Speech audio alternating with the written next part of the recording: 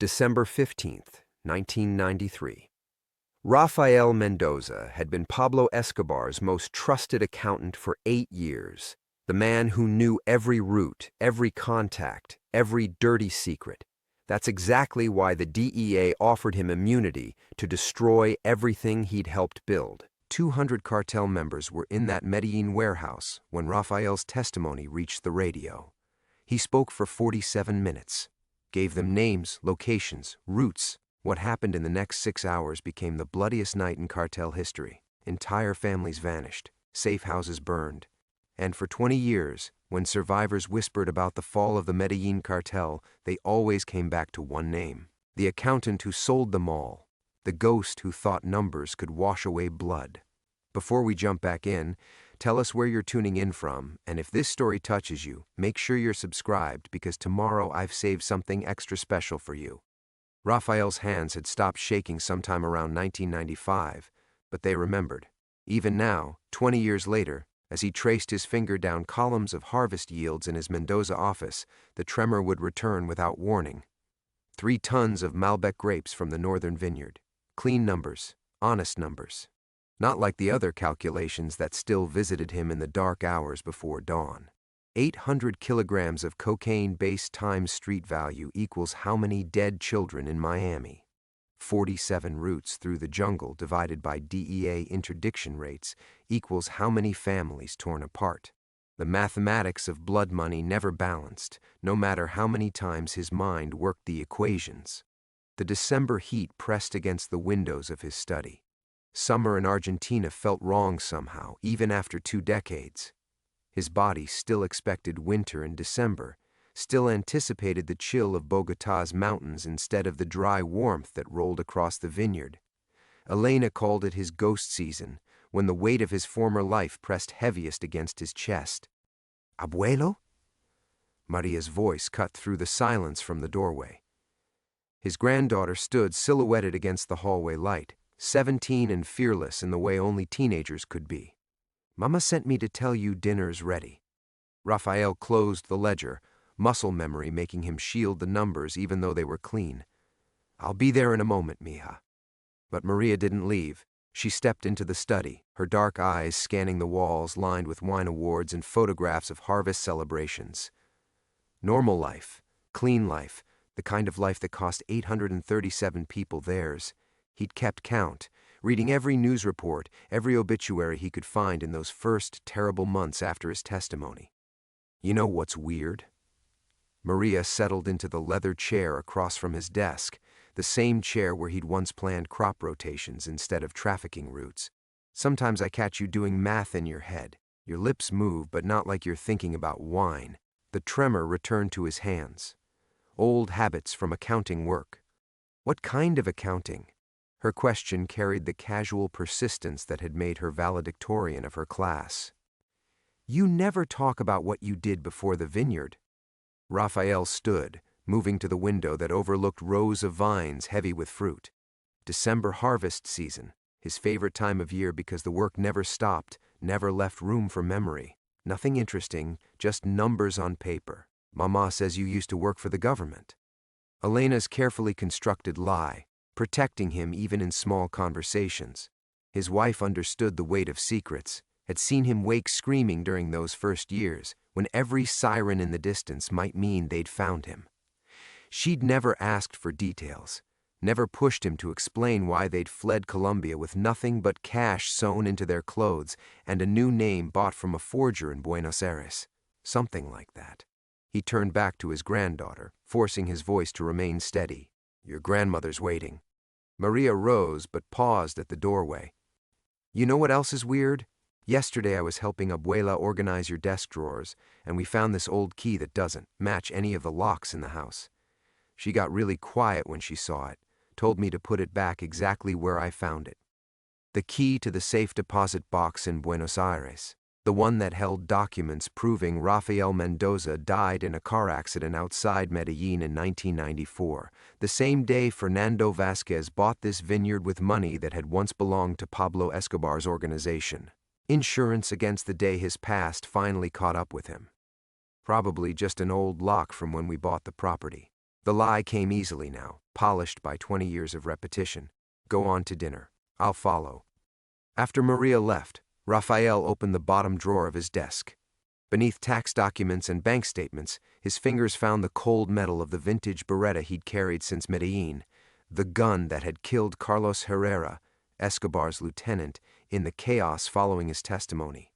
The weapon that made him more than just a traitor, it made him a murderer.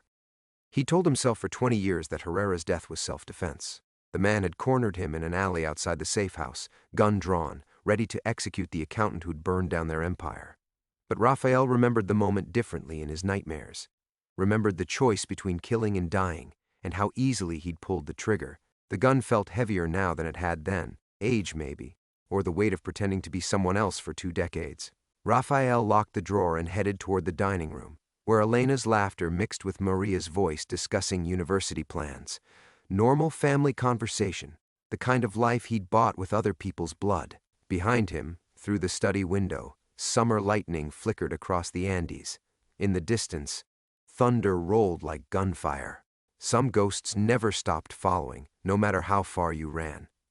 The dining room smelled of Elena's empanadas and the lavender she dried from their garden, scents that belonged to Fernando Vasquez, vineyard owner, not Rafael Mendoza, whose last meal in Colombia had been stale bread and instant coffee in a DEA safe house. He paused in the doorway, watching his wife arrange plates with the careful precision that masked the tremor in her left hand. The chemotherapy had stolen her strength but not her grace. There's our missing man, Elena said without looking up, though Raphael caught the slight relief in her voice. 20 years of marriage to a ghost had taught her to worry when he disappeared too long into his thoughts. Maria had already claimed her usual spot at the table, her laptop open beside her plate despite Elena's standing rule about devices during dinner. The screen displayed university websites, medical programs in Buenos Aires, applications for scholarships that would take her far from this vineyard and the secrets buried beneath its soil. Still researching schools? Raphael settled into his chair, noting how Elena had already cut his empanada into smaller pieces.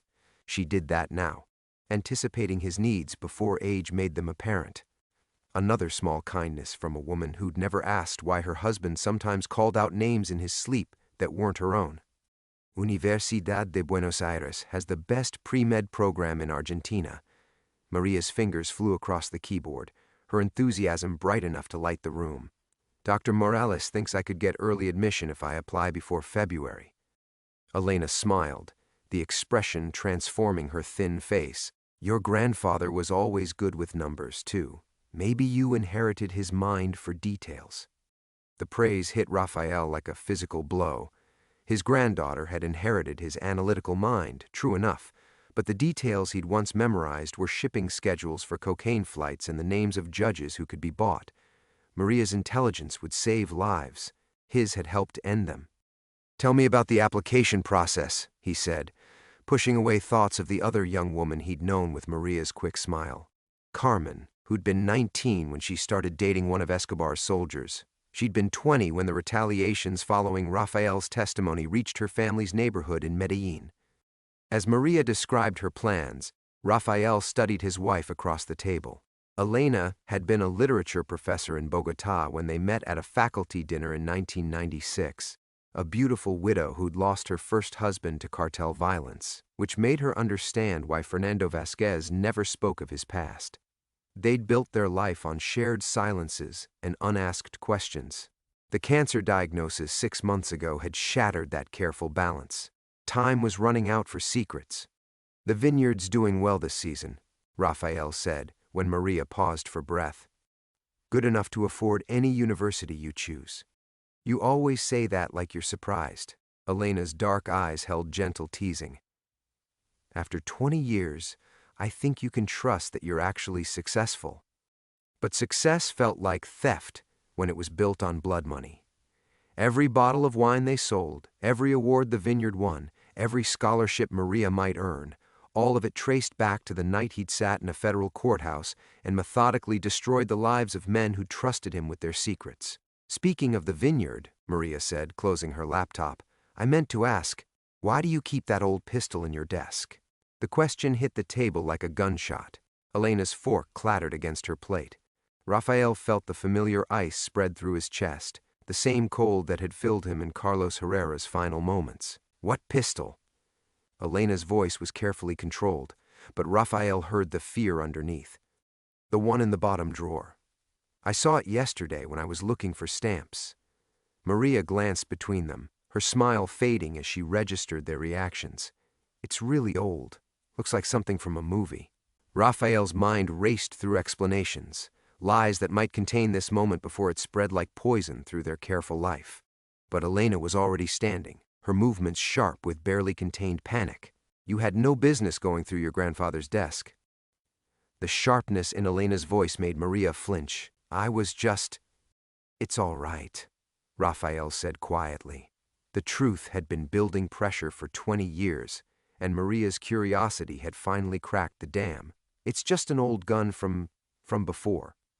From when things were different. The thunder that had threatened earlier finally arrived, rattling the windows and drowning out the easy lies he might have told. In the flickering candlelight, Elena always insisted on candles for dinner. His granddaughter's face looked suddenly older, marked by the first shadows of understanding that some questions shouldn't be asked. But it was too late for that wisdom now. Maria had found the gun that killed Carlos Herrera, and with it, the first thread that could unravel everything Raphael had spent 20 years building. The storm outside matched the one beginning to tear through the quiet life he'd thought was finally safe. The silence stretched like a wire about to snap. Maria's eyes moved between her grandparents, her quick mind already processing the weight of their reactions. Raphael recognized the look. He'd worn it himself once, standing in a Medellin warehouse when he'd first understood what Pablo Escobar's organization really was. Different how? Maria's question cut through the thunder like a blade. Elena sank back into her chair, one hand pressed to her chest where the cancer treatments had left her breathless. Fernando, maybe we should... The telephone rang.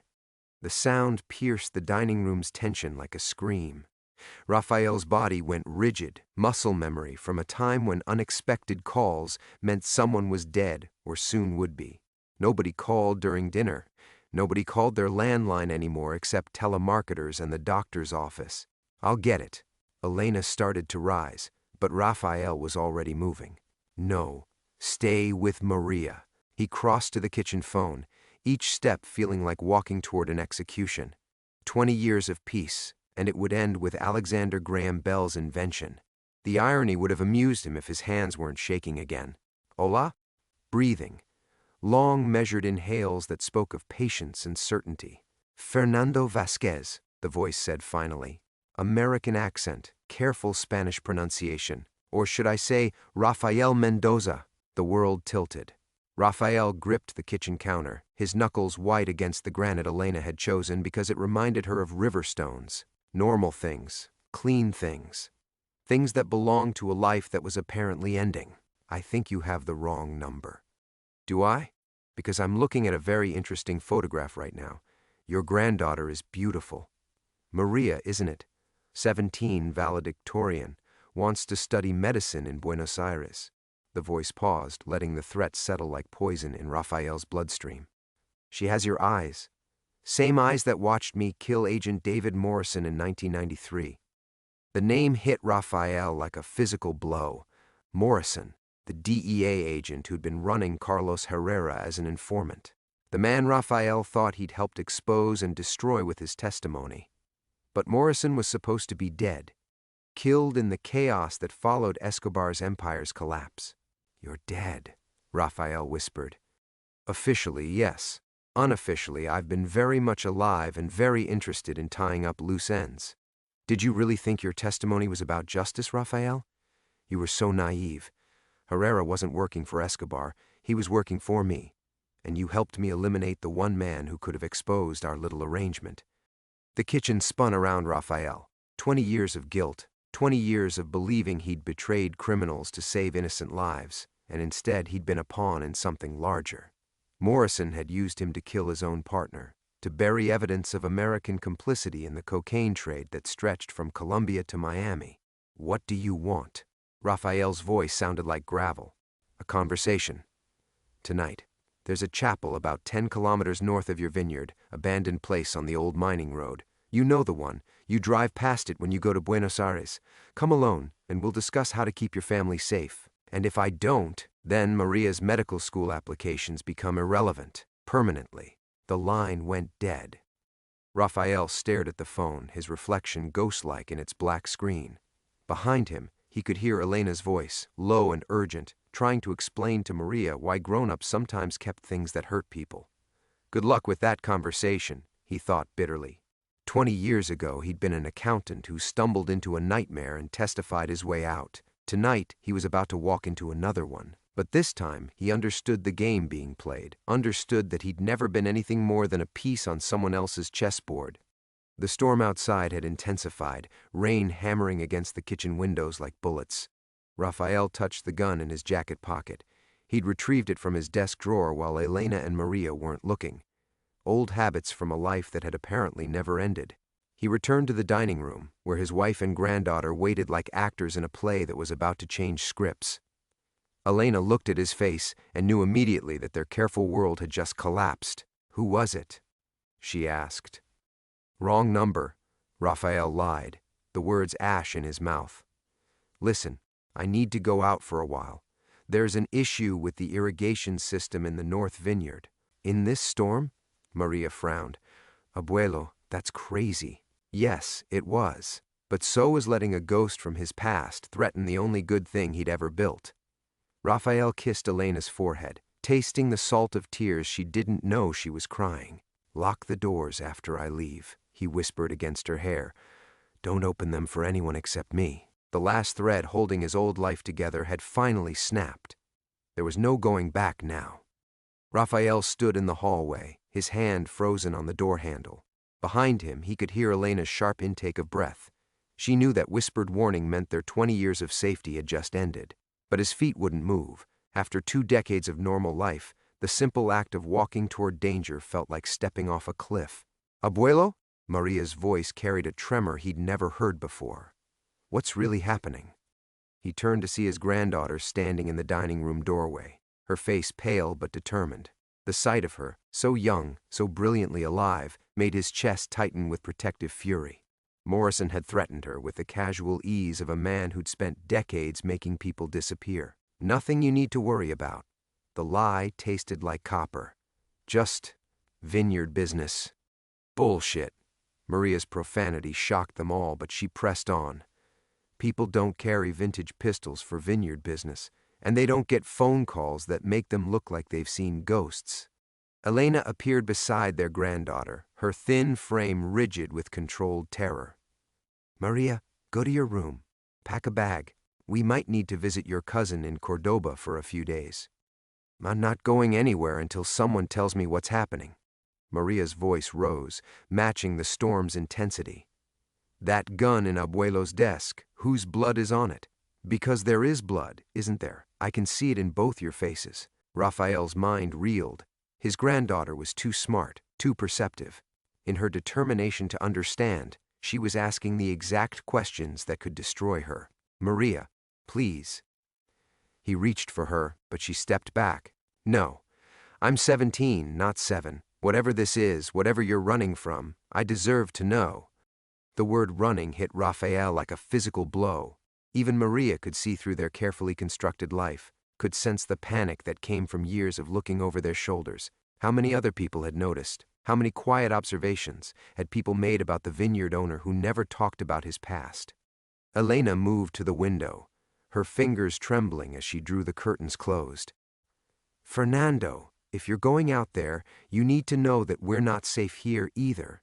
When I went to pick up my medication yesterday, the pharmacist asked me questions, strange ones, about how long we'd lived here, whether we had family in Colombia." Ice spread through Raphael's veins. "What did you tell him?" "Nothing." "But he knew things, Fernando. He knew my maiden name. I never told him that." The walls were closing in. Morrison hadn't just found Raphael. He'd been watching them, studying them, learning their routines and vulnerabilities. The phone call wasn't a surprise attack, it was the final move in a game that had been playing for God knew how long. Raphael pulled the Beretta from his jacket, checking the chamber with movements that came back to him like muscle memory. Elena gasped, but Maria stared at the weapon with fascination rather than fear. "You know how to use that," Maria said. It wasn't a question. "You've used it before, Maria, on people." Her voice was steady now, analytical. "That's why you do math in your head. You're not thinking about wine. You're counting something else. Something terrible." The truth hung in the air between them like smoke from a funeral pyre. Raphael could see in his granddaughter's eyes the exact moment when her world shifted, when the grandfather she'd known became someone else entirely. Elena sank into a chair, her face gray. "The cancer," she whispered. "These past few months, people have been asking about my treatments, my prognosis. Not just doctors, strangers. At the grocery store, the bank. I thought they were being kind. They were establishing timelines," Raphael said grimly. Morrison had been planning this for months, waiting for the perfect moment when Elena's illness would make them vulnerable, when their guard was lowest. The lights flickered as thunder crashed overhead. In the momentary darkness, Raphael saw Maria's face clearly, not the terrified child he'd expected, but a young woman calculating odds, measuring dangers. She had his analytical mind, but unlike his, hers hadn't been corrupted by years of survival at any cost. "Whoever called you," Maria said quietly, "they're not going to let this end with one conversation. Are they?" Raphael stared at his granddaughter, seeing too much of himself in her ability to read between lies. "No, they're not. Then running won't work either." Elena made a sound like a wounded animal. "Maria, don't what? Don't think?" Maria's eyes blazed with the same intelligence that had once made Raphael valuable to Pablo Escobar's organization.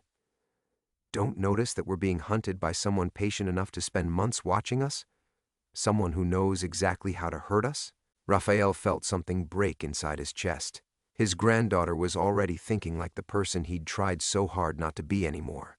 The storm raged against the windows, and in its fury, Raphael heard the sound of his carefully built world finally collapsing. The storm's fury seemed to echo the chaos erupting inside their home. Raphael watched his granddaughter's face transform as understanding settled over her features like a death mask. This was what he'd feared most, not Morrison's threats, not even death itself, but the moment when Maria would see him clearly and recognize the monster he'd spent 20 years trying to forget. "How many people died because of you?" Maria's question cut through the thunder with surgical precision. Elena reached for their granddaughter, but Maria stepped away, her analytical mind already working through the implications. "The nightmares you have. You call out names. Carmen, Miguel, Santos. They're not random, are they?" Raphael's throat constricted. He'd thought his sleep-talking was just whispers, fragments that Elena politely ignored. But Maria had been listening, cataloging, building a profile of his guilt, one midnight confession at a time. "Maria, stop." Elena's voice cracked with desperation. "You don't understand what you're asking. I understand that my grandfather isn't who I thought he was." Maria's eyes never left Raphael's face. "I understand that we've been living a lie. What I don't understand is how many people had to die for us to have this vineyard, this house, this life." The accuracy of her assessment hit Raphael like a physical blow. She'd inherited more than his intelligence. She'd inherited his ability to see through carefully constructed facades. In her piercing gaze, he saw his own talent for reading people, for understanding the weight of secrets and the cost of survival. "Hundreds," he whispered. The word hung in the air like a confession at the gates of hell. Elena's face went white. Maria didn't flinch. "Because you testified against people who trusted you." Again, not a question. Maria was assembling the pieces with terrifying efficiency. "You were inside their organization. An accountant, maybe? Someone who knew their financial operations?" Raphael nodded, unable to speak. His granddaughter was reconstructing his past with the same methodical precision he'd once used to track cocaine shipments through a dozen shell companies. "And when the authorities offered you a deal, you took it. You traded their lives for yours." Maria paused, her voice dropping to barely above a whisper. "But it wasn't enough, was it? Because someone found us anyway, someone who knows the truth about what really happened." Elena made a broken sound, pressing her hands to her mouth. The cancer treatments had already weakened her, but this revelation was destroying what little strength she had left. 20 years of marriage, and she was learning that the man she'd loved was built from the bones of other people's children. The gun, Maria continued relentlessly. You kept it because you knew this day would come. You've been waiting for them to find you. Rafael stared at the Beretta in his hands, remembering the weight of it pressed against Carlos Herrera's temple in that warehouse 23 years ago. Herrera had looked at him with the same calculating intelligence that Maria wore now, had understood in his final moments that Rafael was already planning his betrayal. They offered me witness protection, Rafael said, his voice hoarse. New identity, new life, safety. All I had to do was tell them everything I knew. But you didn't just tell them. Maria's insight was razor sharp. You helped them. You participated. The memory crashed over Rafael like a wave of poisoned water. Morrison's voice on that long-ago night, if you want your testimony to be believable, you need to get close to Herrera, close enough to learn his real plans, close enough to... I killed a man, Rafael whispered. The DEA agent, Morrison, he said it was necessary. Said Herrera was too dangerous to take alive, that he'd escape or turn state's evidence and implicate people higher up the chain. Elena's sob cut through the storm's noise. 20 years of marriage, and she was discovering that she'd shared her bed with a murderer. Not just someone who'd betrayed criminals, but someone who'd pulled the trigger himself. So you shot him. Maria's voice was clinical now, distant. And then you testified about his organization's structure, their methods, their associates. You gave the authorities everything they needed to roll up the entire network. The families. Rafael's voice broke. The retaliations went on for months. People who'd never committed a crime, who just happened to live in the wrong neighborhoods, know the wrong people. Children, Maria. Children your age. His granddaughter absorbed this information without flinching, processing it with the cold efficiency that Rafael recognized as his own survival mechanism. But seeing it reflected in her face felt like watching innocence die in real time. And now someone from that life has found us, Maria said. Someone who wants to finish what should have been finished 20 years ago. Rafael nodded, unable to meet her eyes. Morrison, the agent who orchestrated everything. He's supposed to be dead, but the lights went out. In the sudden darkness, broken only by lightning flashes, Rafael heard Maria's sharp intake of breath. Not fear, calculation. His granddaughter was already thinking 3 moves ahead, already understanding that their conversation had taken too long, that Morrison wasn't the type to wait patiently for midnight meetings. The hunter had come to them instead. The darkness pressed against them like a living thing, broken only by the strobing lightning that turned their familiar home into a nightmare landscape of shadows and angles. Rafael's finger found the Beretta's safety muscle memory from a life he'd tried to bury guiding his movements. The basement, he whispered, but Maria's hand on his arm stopped him cold. Listen, she breathed. In the silence between thunderclaps, Rafael heard it, the soft scrape of metal against wood. Someone was working on the back door lock with the patient precision of a professional, not breaking in. Entering, a childhood memory surfaced unbidden. Morrison at the DEA safe house, demonstrating lockpicks with the casual expertise of a man who'd done this work long before he'd carried a badge. The difference between a criminal and a federal agent, he'd said with that cold smile, is paperwork. Rafael's blood turned to ice as the pieces fell into place with devastating clarity. The back door opened with barely a whisper. Fernando. Morrison's voice drifted through the darkness like smoke from a crematorium. Or do you prefer Rafael these days? I've always admired your commitment to reinvention. Elena's breathing became rapid, shallow. Rafael reached for her in the dark, found her trembling hand, squeezed it once, I love you, I'm sorry. Then moved toward the kitchen. Behind him, he heard Maria's almost inaudible intake of breath, the sound of someone understanding that everything they'd believed was about to shatter. You came early, Rafael called out, buying time, trying to think.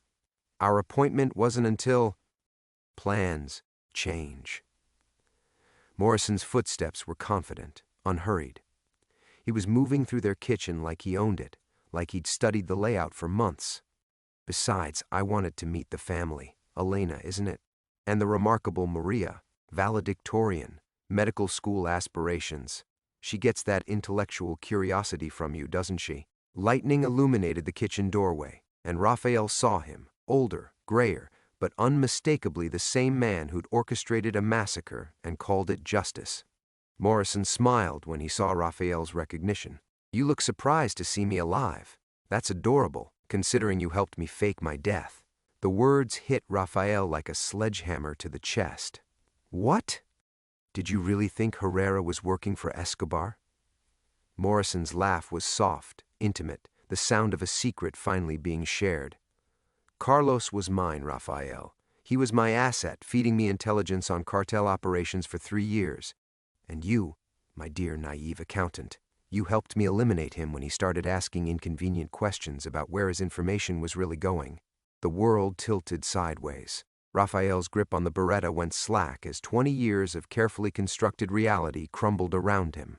The testimony you gave, the networks you exposed, they weren't Escobar's people, Raphael. They were my competition, independent operators who didn't want to play by DEA rules. You helped me clear the field so my preferred distributors could take over their territories. Elena's gasp was audible even over the thunder. Behind Raphael, Maria's sharp intake of breath told him she was processing the implications with the same analytical precision that had once made him valuable to criminals and federal agents alike. The families that died in the retaliations, Raphael whispered, the children. Acceptable losses in a larger operation. Morrison's voice carried the casual indifference of a man discussing quarterly reports. The cocaine trade was going to exist with or without American oversight. I simply chose to make it more manageable. Raphael understood now why Morrison had waited 20 years to surface. It hadn't been about revenge or tying up loose ends. It had been about patience, about letting Raphael build something beautiful and precious before Morrison revealed that it was all constructed from lies and blood money. You want me to keep quiet about what I know, Raphael said, about the real scope of the operation. Oh, Raphael. Morrison's tone carried something like affection. You still don't understand, do you? You don't know anything that matters. The operation ended when I died. The files were buried, the witnesses relocated or eliminated, the money laundered through so many shell companies that tracking it would take decades. Another lightning flash revealed Morrison's position, closer now, moving with predatory confidence through their home. What I want, Morrison continued, is for you to understand that your entire life, this vineyard, this marriage, this granddaughter you love so much, exists because I allow it to exist. You're not a man who escaped his past, Raphael. You're a pet I've kept on a very long leash. The cruelest part was the truth buried in Morrison's words. Every dollar Raphael had invested in the vineyard, every moment of happiness he'd shared with Elena, every proud smile at Maria's achievements, all of it built on Morrison's carefully orchestrated lie. The families never mattered to you. Maria's voice cut through the darkness with surgical precision. They were just pawns in a business arrangement. Morrison's silence stretched long enough for Raphael to understand that his granddaughter had just identified the one truth that Morrison's arrogance couldn't tolerate being spoken aloud. The silence that followed Maria's words vibrated with dangerous energy. Raphael could feel Morrison's attention shift in the darkness, focusing on his granddaughter with the predatory interest of a shark scenting blood. Clever girl. Morrison's voice carried a new note, something between admiration and threat. But cleverness can be a liability, Maria. Your grandfather learned that lesson 23 years ago. Raphael's finger tightened on the Beretta's grip. Morrison was moving again, circling through their home with the casual confidence of a man who'd already won. Each footstep felt like a countdown to something inevitable and terrible. Tell me, Raphael, Morrison continued, his voice floating through the darkness like poison gas. Have you explained to your family how Carlos Herrera begged? How he offered to give me everything? Names, locations, bank accounts, if I'd just let him live? The memory hit Raphael like a physical blow. Herrera's eyes in that warehouse, wide with understanding as Morrison placed the gun in Raphael's trembling hands. He called your hermano right until the end, Morrison said softly. Brother, he thought you were there to save him. Elena made a broken sound in the darkness. Raphael could feel her 20 years of trust disintegrating in real time, could sense his wife finally understanding the true weight of the man she'd loved. "You made me pull the trigger," Raphael whispered. "I gave you a choice." Morrison's tone was almost gentle. "Die with him, or live with the consequences. You chose survival. You always do." Lightning strobed again, and Raphael saw Morrison clearly, standing in their living room now, at home among the photographs and memories Raphael had used to build his new identity. Morrison's gaze was fixed on the family pictures clustered on Elena's piano, Maria's graduation, their wedding anniversary, quiet moments stolen from a life built on mass graves. "The beautiful thing about guilt, Raphael, is how it makes people predictable. You've spent 20 years trying to balance the scales, haven't you?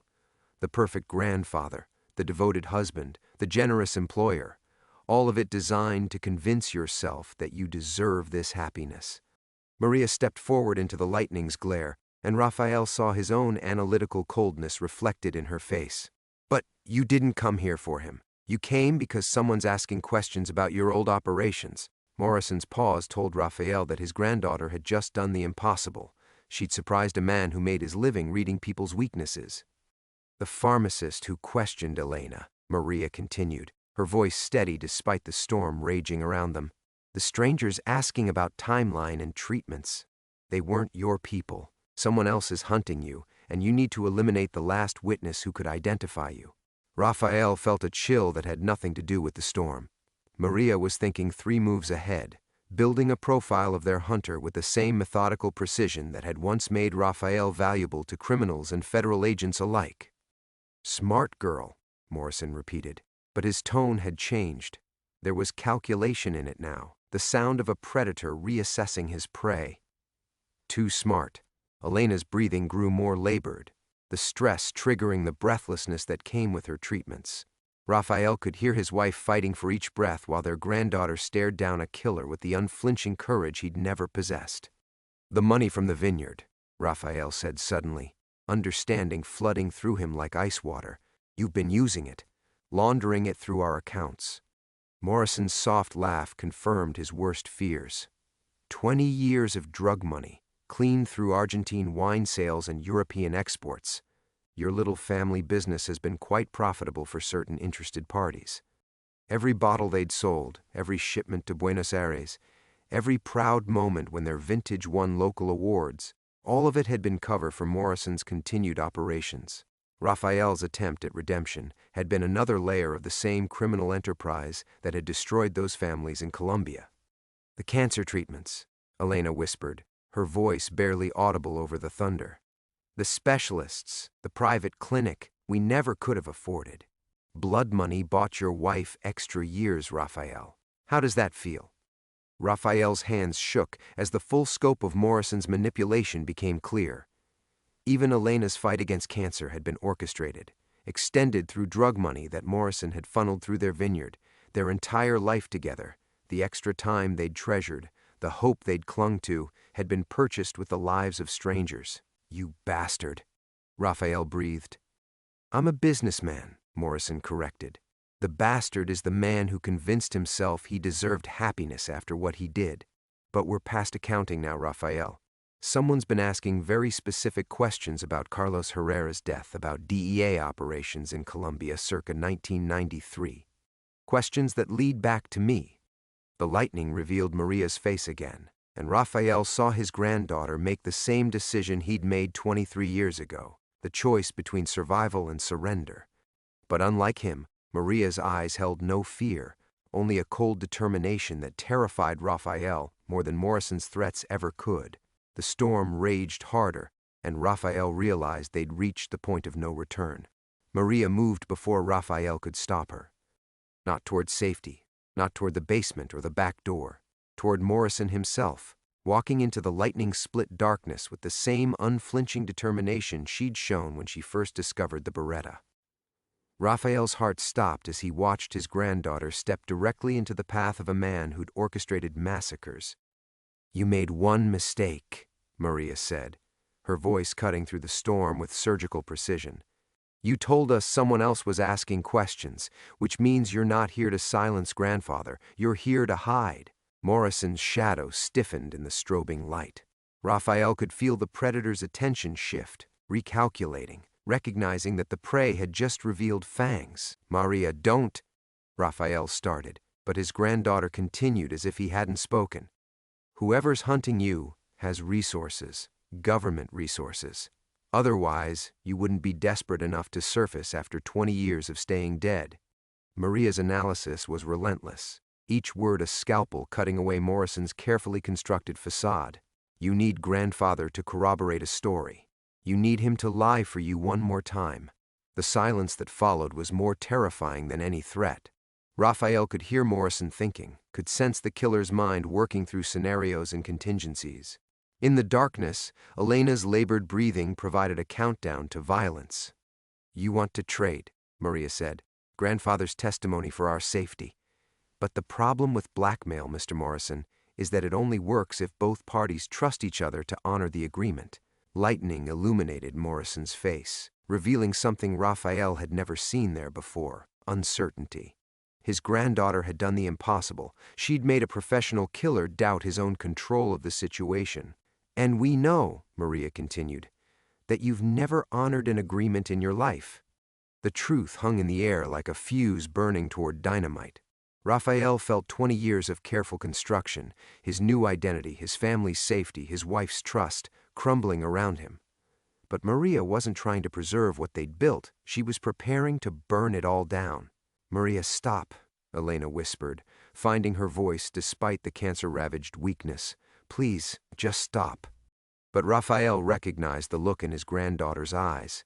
It was the same cold calculation he'd worn when he'd decided to betray Herrera, the same survival instinct that had guided him through decades of blood and compromise. Maria had inherited more than his intelligence. She'd inherited his capacity for necessary brutality. Tell me about the questions, Maria demanded. Who's asking them? Federal investigators, congressional oversight, or someone private, maybe family members of the people you had killed? Morrison's laugh was soft, intimate, but Raphael caught the edge of something desperate in it. You think you're negotiating from a position of strength, little girl?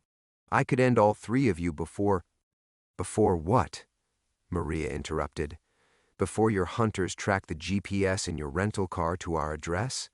Before they realize you broke cover to come here?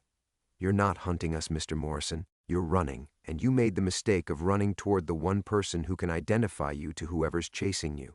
The revelation hit Raphael like a physical blow. Morrison wasn't here as a predator. He was here as prey, desperate enough to surface after 20 years because something even more dangerous was closing in. The families, Raphael whispered, understanding flooding through him. Someone from the families found out the truth. Morrison's silence confirmed it. Somewhere in Colombia, or Miami, or any of the dozen cities where Morrison's operation had left graves, someone had started connecting threads that were supposed to stay buried. Someone with the resources and patience to hunt a dead federal agent across 2 decades. So here's what's going to happen, Maria said, her voice carrying an authority that terrified Raphael more than Morrison's threats. You're going to tell us exactly who's hunting you and why and what they want. Then we're going to decide whether helping you is worth the risk to our family. Elena made a broken sound, pressing her hands to her mouth. Raphael could feel his wife's horror at discovering that their granddaughter was capable of the same cold calculus that had defined his criminal past. But Morrison was nodding slowly, recognizing in Maria the same survival instinct that had once made Raphael useful. There's a woman, he said finally. Esperanza Herrera, Carlos's daughter. She was 12 when you put that gun to her father's head. The name hit Raphael like a sledgehammer. 12 years old when he'd pulled the trigger, 35 now, old enough to have built resources and connections and the patient fury necessary to hunt ghosts. She knows her father was working for the DEA, Morrison continued. She knows his death wasn't a cartel execution. And she spent the last 5 years tracking down everyone who was in that warehouse. Lightning illuminated Maria's face as she processed this information, and Raphael saw his granddaughter make a decision that would define the rest of their lives, if they lived through the night. Then we're going to call her, Maria said quietly, and we're going to tell her the truth.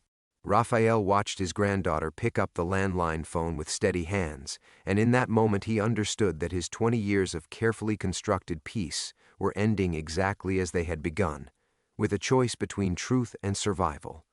Maria, no. The words escaped him as a whisper, but she was already dialing, her fingers moving with the same methodical precision she'd shown when dismantling Morrison's threats. Outside, the storm was weakening, its fury spent, leaving only the steady patter of rain against windows that had witnessed too many secrets. Morrison stepped forward, his hand moving toward his jacket, but Elena's voice stopped him cold. Let her. Raphael's wife spoke from the couch where the evening's revelations had left her crumpled, her cancer-ravaged body somehow finding strength in surrender. Let our granddaughter do what we should have done 20 years ago. The phone rang once, twice. Raphael found himself hoping it would ring forever, that this moment could stretch into eternity rather than resolve into the consequences they all knew were coming. But on the third ring, a woman's voice answered, accented English, careful and controlled. Esperanza Herrera. Maria's voice was steady as winter rain. Miss Herrera, my name is Maria Mendoza. I'm calling about my grandfather, Raphael, and a man named Morrison who's currently standing in our living room. I believe you've been looking for them both. The silence on the other end stretched long enough for Raphael to remember Herrera's face in the warehouse. Not the 12-year-old daughter, but Carlos himself in those final moments when he'd realized the truth. The same careful intelligence, the same analytical patience that had made him valuable to Morrison's operation. Where are you? Esperanza's voice carried 23 years of accumulated fury, held under perfect control. Mendoza, Argentina. The Vina Las Palomas Vineyard. Maria rattled off their address with the efficiency of someone who'd already accepted the consequences. Morrison came here tonight because he knows you're close to finding him. He wanted my grandfather to provide testimony that would muddy the trail. And what does your grandfather want? Maria looked at Raphael, and in her eyes he saw not judgment but something far more devastating, understanding. His granddaughter had inherited his capacity for survival, but unlike him, she'd chosen truth over self-preservation, to tell you exactly what happened in that warehouse. All of it. Raphael took the phone with hands that shook like autumn leaves. Morrison watched him with predatory intensity, but made no move to stop him. They were past the point where violence could solve Morrison's problems. The truth was already in motion, gaining momentum like an avalanche that would bury them all. Esperanza, Raphael said, and the name felt like absolution and damnation combined. Your father died because I was a coward. Morrison told me Carlos was betraying the cartel, but he was really working for the DEA. Morrison needed him eliminated because Carlos had started asking questions about where his intelligence was really going. He told her everything. The warehouse, the gun in his trembling hands, the 20 years of blood money laundered through Argentine wine. Morrison listened without interruption, perhaps understanding that his own fate was being decided by forces beyond his control. When Raphael finished, Esperanza's voice carried the weight of mountains. I'll be on the next flight to Buenos Aires. Keep Morrison there. If he runs, I'll assume your family helped him escape. The line went dead. In the silence that followed, Raphael felt something he hadn't experienced since that night in the warehouse. The strange lightness that comes from having nothing left to lose. Elena was crying quietly on the couch, but her tears weren't grief for their ruined life. They were relief, Raphael realized, the release that comes when pretending finally becomes impossible. Maria sat beside her grandmother, holding her hand with fierce protectiveness. Morrison poured himself a glass of their wine, 20-year-old Malbec, that had probably been purchased with the blood money he'd funneled through their accounts. You've killed us all, he said conversationally. We were already dead, Raphael replied. We just didn't know it yet. Outside, dawn was beginning to touch the mountains, painting the sky the color of old wine.